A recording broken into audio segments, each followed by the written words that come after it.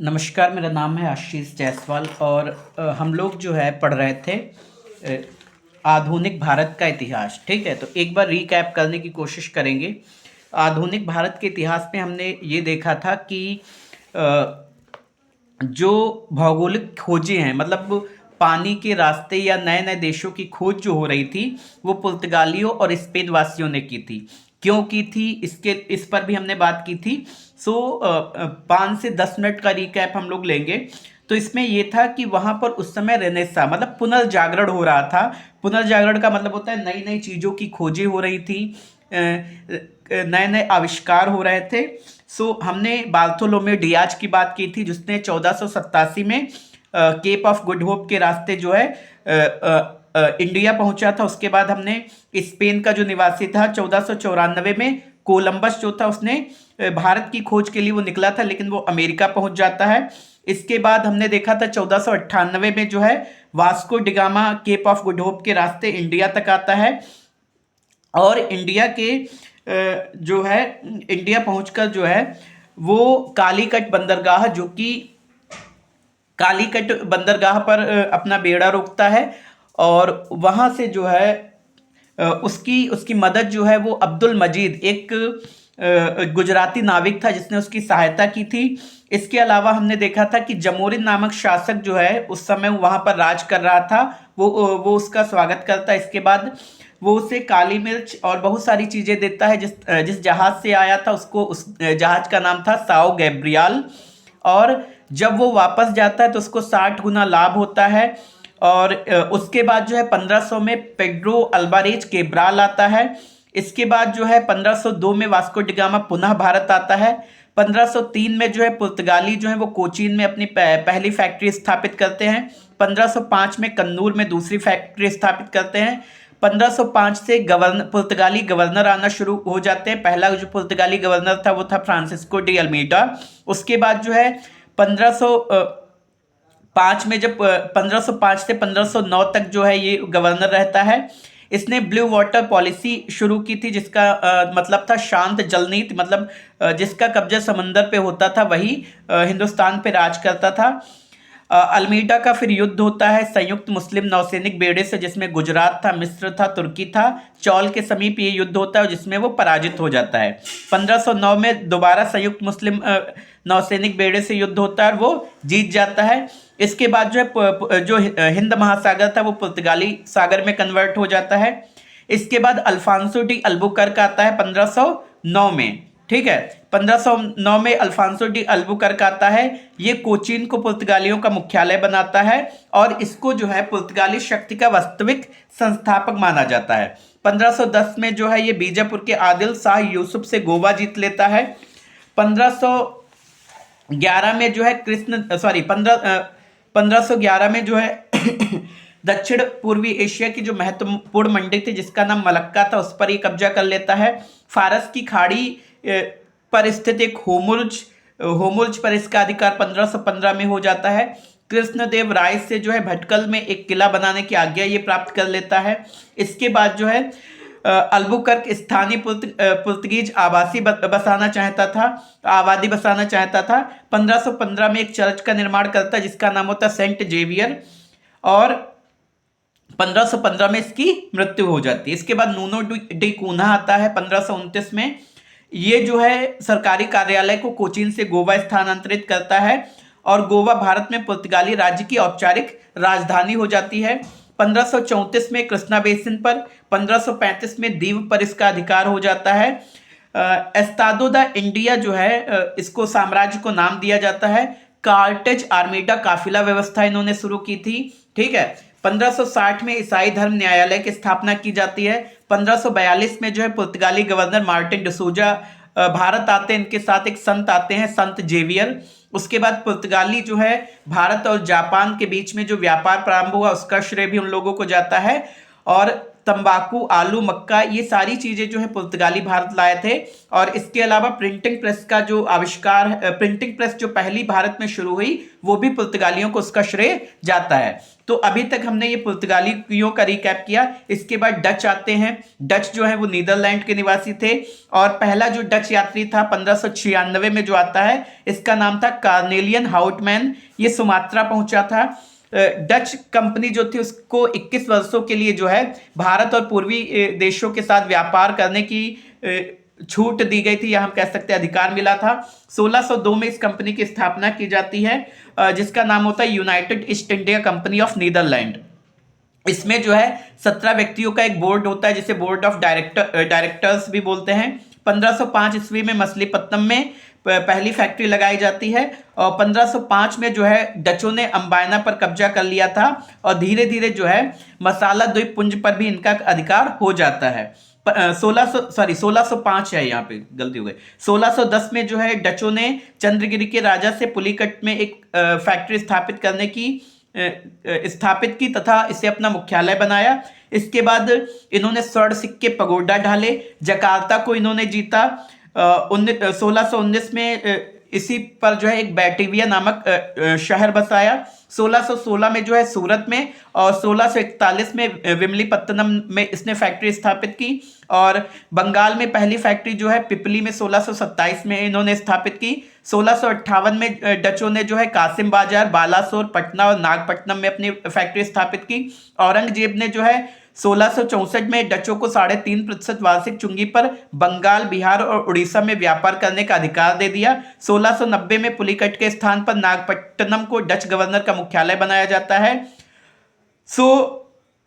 ये जो है कुछ रिकैप था डचों का। इसके बाद हम लोगों ने अंग्रेजों को पढ़ा था। द इंग्लिश को पढ़ा था। इसमें क्या था कि अंग्रेज जो है, पहला अंग्रेजों ने जो है अंग्रेजी कंपनी का नाम जो है वो क्या था, governor and company of merchants of London trading into the east Indies रखा गया था। 1599 में इस कंपनी को बनाने की शुरुआत हुई, और 31 दिसंबर 1600 में जो है एलिजाबेथ ने एक आज्ञा पत्र जारी किया 15 वर्षों के लिए, कि आप पूर्वी देशों के साथ व्यापार करने का एकाधिकार दिया, मतलब कोई दूसरी कंपनी नहीं आएगी। इनके पास भी एक बोर्ड ऑफ डायरेक्टर्स था, मतलब 14 लोगों का एक सदस्य था जो इस कंपनी को ऑपरेट करते थे। इसको कोर्ट ऑफ डायरेक्टर्स भी बोलते थे। और 1601 में ये जो अंग्रेज हैं ये इंडोनेशिया के मसाला द्वीप पहुंचते हैं, और 1608 में ये इंडिया पहुंचते हैं। कैप्टन हॉकिंस जो है वो प्रथम अंग्रेज था जो कि 1608 में जो है सूरत के बंदरगाह पर पहुंचा। जॉन हॉकिंस जो है प्रथम अंग्रेज था जिसने समुद्र के रास्ते भारत की भूमि पर कदम रखा। जहांगीर के दरबार में जो है ये ब्रिटिश सम्राट जेम्स प्रथम का पत्र लेकर पहुंचता है। आपको बता दें जिस समय कंपनी की स्थापना होती है 1600 में, उस समय यहां पर अकबर का शासन था, लेकिन 1605 में अकबर की मृत्यु हो जाती है। उसके बाद जो है हॉकिंस जो है वो तुर्की और फारसी भाषा का अच्छा ज्ञाता था, मतलब अच्छी तरीके से जानता था। जब वो मुगल दरबार में पहुंचता है तो वो जो है फारसी भाषा में बात करता है। जब वो फारसी भाषा में बात करता है तो जहांगीर उससे बहुत ज़्यादा प्रभावित होता है, 400 का मनसब प्रदान करता है। हॉकिंस ने अंग्रेजों के लिए एक सूरत में फैक्ट्री खोलने की आज्ञा मांगी। पहले आज्ञा दे दी जाती है, लेकिन क्या होता है पुर्तगाली बगावत कर देते हैं। इसके बाद जो है परमिशन वापस ले ली जाती है। 1611 में जो है कैप्टन मिडल्टन ने जो है स्वाली में पुर्तगालियों को हरा देता है। जब पुर्तगालियों को ये हरा देता है तो उसके बाद क्या होता है कि जब ये पुर्तगालियों को हराता है तो जहांगीर जो है इससे बहुत ज़्यादा प्रभावित हो जाता है। 1613 में जो है जहांगीर ने अंग्रेजों को सूरत में स्थायी कारखाना स्थापित करने की अनुमति देता है, और 1611 में जो है मछलीपट्टनम में भी ये लोग अपनी फैक्ट्री स्थापित कर लेते हैं। इसके बाद जो है मछलीपट्टनम जो है वो गोलकुंडा राज्य का मुख्य बंदरगाह था। यहाँ से जो है ये लोग सूती वस्त्र खरीदकर फारस और बैंटम भेजते थे। यहाँ भी अंग्रेजों का धीरे धीरे विरोध होने लगता है। उसके बाद 1629 में जो है अमरा गांव में ये दूसरी फैक्ट्री बनाते हैं। अब अमरा गांव पुलिकट की डच बस्ती से कुछ ही दूरी पर था। 1632 में गोलकुंडा के सुल्तान ने जो है अंग्रेजों के एक सुनहरा फरमान देता है कि 500 पगोडा जो है आप वार्षिक कर हमें दो और स्वतंत्र व्यापार करो। इसके बाद जो है 1639 में 1639 में क्या होता है फ्रांसिस डे जो है वो अधिकारी होता है। ये चंद्रगिरी के राजा से मद्रास को पट्टे पर ले लेता है और यहाँ पर एक किलाबंद कोठी बनाता है। इस कोठी का नाम फोर्ट सेंट जॉर्ज या फोर्ट सेंट डेविड जॉर्ज होता है। अंग्रेजों ने 1651 में हुगली में कोठी स्थापित करते हैं। 1615 में सर टॉमस रो जहांगीर के दरबार में आता है और 1661 ईस्वी में जो है इंग्लैंड के राजा चार्ल्स द्वितीय जो होते हैं उनका विवाह जो है पुर्तगाली राजकुमारी कैथरीन ऑफ ब्रिगेंजा से हो जाता है। और पुर्तगाली कुछ छोटा मोटा नहीं देते, बंबई जो है पूरा का पूरा बंबई दहेज में दे देते हैं। और इसके बाद क्या है, 1668 में सम्राट चार्ल्स सेकंड जो है वो कहते हैं कि हम इसका क्या करें, तो पता करते हैं कि इंडिया में काम कौन कर रहा है। तो पता चलता है कि वहां पर जो है एक इंग्लिश ईस्ट इंडिया कंपनी काम कर रही है। तो इसी कंपनी को जो है 10% वार्षिक 10 पाउंड के वार्षिक किराए पर जो है कंपनी को ये बंबई किराए पर दे दिया जाता है। इसके बाद जो है बंबई का जो संस्थापक था वो था गेराल्ड ऑगियार, ठीक है। ये बंबई का गवर्नर भी था और बंबई का संस्थापक भी था। हुगली के बाद जो है अंग्रेज ने कासिम बाजार, पटना और राजमहल में कारखाने स्थापित किए। इंग्लैंड में स्वदेशी प्रतिद्वंदियों ने न्यू कंपनी नामक एक व्यापारिक, इसके बाद और भी कंपनी बनना शुरू हो जाती हैं, ठीक है। तो ये हम लोगों ने रिकैप किया कि अभी तक हम लोगों ने क्या क्या पढ़ा है। इसके बाद देखिए हम लोग क्या पढ़ने वाले हैं। तो यहां से देखिए बंगाल में प्रारंभिक राजनीतिक गतिविधियां। तो बंगाल में जो प्रारंभिक राजनीतिक गतिविधियां हैं वो क्या क्या गतिविधियां थी। तो यहाँ पे देखिए बंगाल में जो है सर्वप्रथम अंग्रेजों को व्यापारिक छूट जो है वो 1651 ईस्वी में जो है उस समय प्राप्त हुई, जब ग्रेबियन वॉटन ने जो है बंगाल के सूबेदार शाह सूजा के साथ दरबारी चिकित्सक के रूप में रहता था एक लाइसेंस अंग्रेजी कंपनी के लिए प्राप्त किया। तो ये जो है ये ग्रेबियन बॉटन, नाम याद रखिए, ग्रेबियन बॉटन जो है ये बंगाल के सूबेदार जो हैं शाह सूजा के साथ जो रहता था और इसने वहां से एक लाइसेंस प्राप्त कर लिया अंग्रेजी कंपनी के लिए। इसके बाद जो है 3000 रुपए वार्षिक कर के बदले में जो है कंपनी को बंगाल, बिहार और उड़ीसा में जो है कर मुक्त व्यापार करने की अनुमति मिल गई। तो याद रखिए कि 3000 रुपया वार्षिक, 3000 रुपए वार्षिक कर के बदले जो है कंपनी को बंगाल, बिहार और उड़ीसा में जो है कर मुक्त व्यापार करने की अनुमति मिल जाती है। 1656 ईस्वी में एक दूसरा निशान मंजूर किया गया जिसके तहत बिना किसी बाधा के अंग्रेजों को व्यापार करने की अनुमति की पुनः पुष्टि की गई। कंपनी में शाइस्ता खां से 1672 ईस्वी में एक फरमान प्राप्त किया जिसमें उससे कर अदा करने से मुक्ति मिल गई। अब देखिए यहाँ पर जो है ग्रेबियन बॉटन जो है ये 1651 में क्या करता है, शाह सूजा के साथ जो है दरबारी चिकित्सक ये होता है और वहां से जो है लाइसेंस प्राप्त कर लेता है कंपनी के लिए। इसके बाद कंपनी 3000 रुपए वार्षिक केवल देती है और बंगाल, बिहार और उड़ीसा में जो है करमुक्त व्यापार करती है। फिर 1656 में क्या होता है, एक दूसरा निशान मिलता है जिसमें शाइस्ता खां जो है वो 1672 में, शाइस्ता खां जो है 1672 में एक फरमान कंपनी जो है शाइस्ता खां से एक फरमान प्राप्त करती है और उसे अब जो है कर अदा करने से मुक्ति मिल जाती है। बादशाह औरंगजेब ने जो है 1680 में एक फरमान जारी किया जिसमें यह आदेश दिया गया कि कोई चुंगी के लिए कंपनी के कर्मचारियों को तंग ना करे, उसे उसके व्यापार में रुकावट ना डाले। तो 1680 में जो है जो औरंगजेब है वो एक फरमान जारी करता है कि कंपनी के अधिकारियों को कोई परेशान नहीं करेगा, उनके काम में कोई बाधा नहीं डालेगा, उनके व्यापार को कोई रोकेगा नहीं। कब? 1680 में फरमान जारी किया जाता है औरंगजेब के द्वारा। 1707 में इसकी मृत्यु होती है, ठीक है। और 1672 में शाइस्ता खां से भी कंपनी एक फरमान ले लेती है जिसमें इसको फ्री व्यापार करने की अनुमति मिल जाती है और 1656 में एक दूसरा निशान जारी किया जाता है, ठीक है, जिसके तहत बिना किसी बाधा के अंग्रेजों को व्यापार करने की अनुमति की पुनः पुष्टि की गई थी कि कोई इनके काम में बाधा नहीं डालेगा। इसमें यह भी आदेश था कि अंग्रेजों से 2% चुंगी के अतिरिक्त 1.5% जजिया के रूप में लिया जाएगा। जो औरंगजेब जो है अंग्रेजों से 2% चुंगी लेता था, मतलब टैक्स लेता था, और 1.5% जो है वो जजिया टैक्स लेता था। अक्टूबर 1668 ईस्वी में अंग्रेजों ने हुगली को लूट लिया, परंतु औरंगजेब द्वारा पराजित होने पर वे हुगली से भाग खड़े हुए। देखिए 1686 में क्या है, ये अक्टूबर 1686 में हुगली को ये लूटते हैं, लेकिन जब औरंगजेब इन्हें मारता है कायदे से तब ये यहाँ से भाग जाते हैं। इसके बाद जो है जॉब चरनॉक ने जो है अगस्त 1690 में सूता नाती में एक अंग्रेजी कोठी स्थापित की। इस प्रकार ब्रिटिश भारत की भावी राजधानी कलकत्ता की नींव पड़ी। जॉब चरनॉक जो है इन्होंने जो है अगस्त 1690 में, कब? अगस्त 1690 में,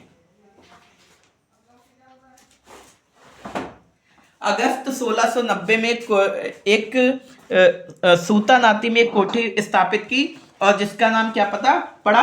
कलकत्ता। ठीक है, तो ये भी हमें याद रखना है कि कलकत्ता जो है वो नाम कैसे पड़ा।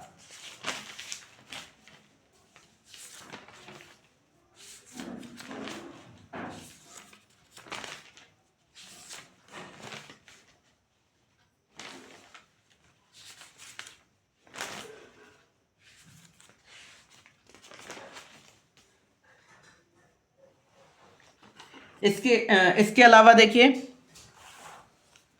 कलकत्ता का नाम कैसे पड़ा? जॉब चरनॉक ने अगस्त 1690 में सूता नाती में एक अंग्रेजी कोठी स्थापित की थी। ठीक है, जिससे धीरे धीरे इसका नाम कलकत्ता पड़ गया।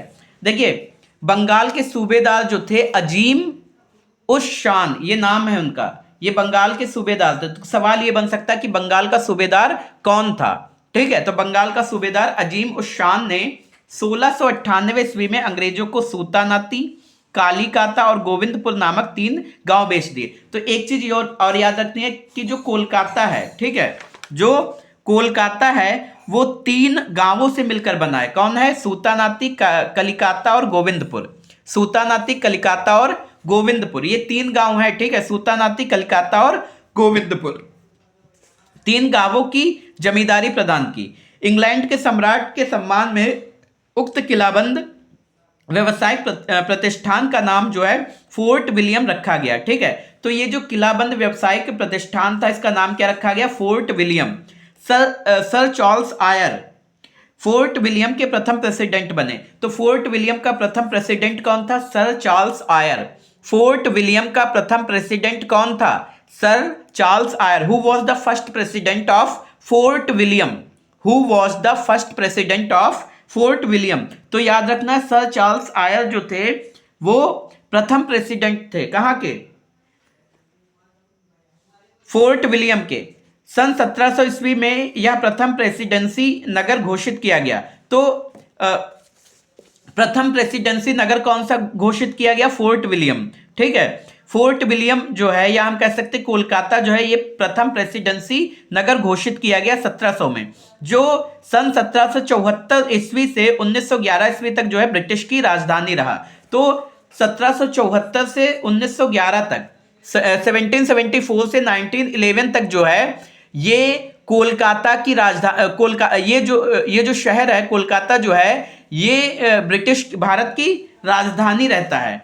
अब देखिए नॉरिश मिशन कब आता है? 1698 में। ठीक है, नॉरिश मिशन कब आता है? 1698 में। तो यहां भी याद रखना है कि 1698 में इंग्लैंड के राजा विलियम तृतीय ने, ठीक है, 1698 में इंग्लैंड के राजा कौन है? विलियम तृतीय, राजा विलियम तृतीय। 1698 में जो है राजा कौन है? राजा विलियम तृतीय। एक अन्य कंपनी स्थापित की जो English company trading in the east के नाम से प्रसिद्ध हुई। ठीक है, इसका नाम क्या हुआ? English company trading in the east.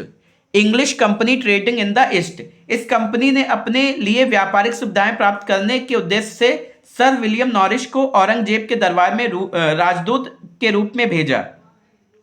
तो सर विलियम नॉरिश जो हैं ये इस कंपनी के लिए आते हैं। कहाँ? औरंगजेब के दरबार में राजदूत बनकर। ठीक है, राजदूत बनकर आते हैं। इसके बाद क्या है? जॉन सरमन मिशन 1715 में आता है। तो जॉन सरमन मिशन क्या है? ये 1715 में जो है अध्यक्षता, ये क्या कह रहा है कि कंपनी ने सन 1715 में जॉन सरमन की अध्यक्षता में कलकत्ता में एक दूत मंडल मुगल दरबार में भेजा। तो 1715 में जॉन सरमन की अध्यक्षता में कलकत्ता से एक दूत मंडल जो है मुगल दरबार में भेजा जाता है। इस प्रतिनिधि मंडल ने कंपनी और औरंगजेब के समय में प्राप्त विशेषाधिकारों को बनाए रखने के अतिरिक्त बंगाल में सिक्का ढालने और कलकत्ता के नजदीक के 38 गांवों को खरीदने की अनुमति देने की याचना की। तो सवाल देखिए क्या बन सकता है कि 1715 में कौन सा मिशन जो है वो मुगल दरबार में आया था? तो जॉन सरमन जो है, ये इनका एक दूत मंडल जो है वो मुगल दरबार में आया था। किस लिए आया था, ये सवाल बन सकता है, किस लिए आया था? तो औरंगजेब के समय जो है विशेषाधिकारों को बनाए रखने के लिए, तो ये बंगाल में सिक्के ढालना चाहते थे अपने, ठीक है, अतिरिक्त सिक्के ढालना चाहते थे, और कलकत्ता के नजदीक जो है 38 गांवों को खरीदने की अनुमति लेने आए थे। कलकत्ता के पास में जो है ये 38 गांवों को खरीदना चाहते थे, ठीक है, इसलिए ये आए थे।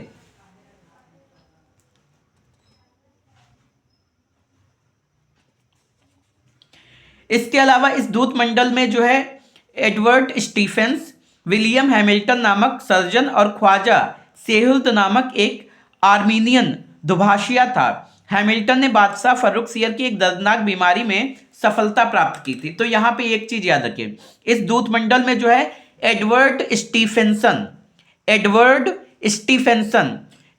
स्टीफेंसन, विलियम हैमिल्टन, ये दो सर्जन थे, और ख्वाजा सेहुल्द नामक एक आर्मीनियन दुभाषिया था, मतलब एक ट्रांसलेटर था। फर्रुखसियर एक बहुत बड़ी बीमारी से सफर कर रहे थे, जिसका इलाज जो है हैमिल्टन ने किया था, ठीक है। हैमिल्टन ने जो है, विलियम हैमिल्टन जो है, जब ये इलाज कर देता है तो फर्रुखसियर जो है अंग्रेजों से बहुत ज्यादा प्रसन्न हो जाता है, और उसने 1717 में जो है एक शाही फरमान जारी करता है। वो शाही फरमान क्या होता है? 3000 रुपए वार्षिक कर के बदले में जो है कंपनी बंगाल में मुक्त व्यापार करने की छूट मिल जाती है, ठीक है। बहुत ज्यादा तकलीफ देती थी बीमारी, तो जो कैप्टन विलियम हैमिल्टन है वो बीमारी को ठीक कर देता है। उसके बाद क्या होता है? 3000 रुपए वार्षिक कर के बदले जो है कंपनी को बंगाल में मुक्त व्यापार करने की छूट मिल जाती है। 10,000 रुपए वार्षिक कर देने के बदले में कंपनी को सूरत में सभी करों से मुक्ति मिल जाती है। 10,000 रुपए में सूरत में सभी करों से मुक्ति मिल गई, और बंबई में कंपनी द्वारा ढाले गए सिक्कों को संपूर्ण मुगल राज्य में चलाने की आज्ञा मिल गई, ठीक है।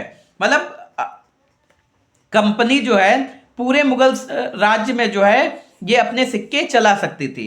ब्रिटिश इतिहासकार ऑल्स ने इसको क्या कहा है? कंपनी का मैग्ना कार्टा कहा है इस चीज को, ठीक है, कंपनी का मैग्ना कार्टा कहा है। तो हमारा जो है, हम कह सकते हैं कि अंग्रेजों वाला था वो सारा का सारा फिनिश हो गया। अब हमारे पास बचा है डेनिश और फ्रांसीसी, ये हम अगले वीडियो में कवर करेंगे।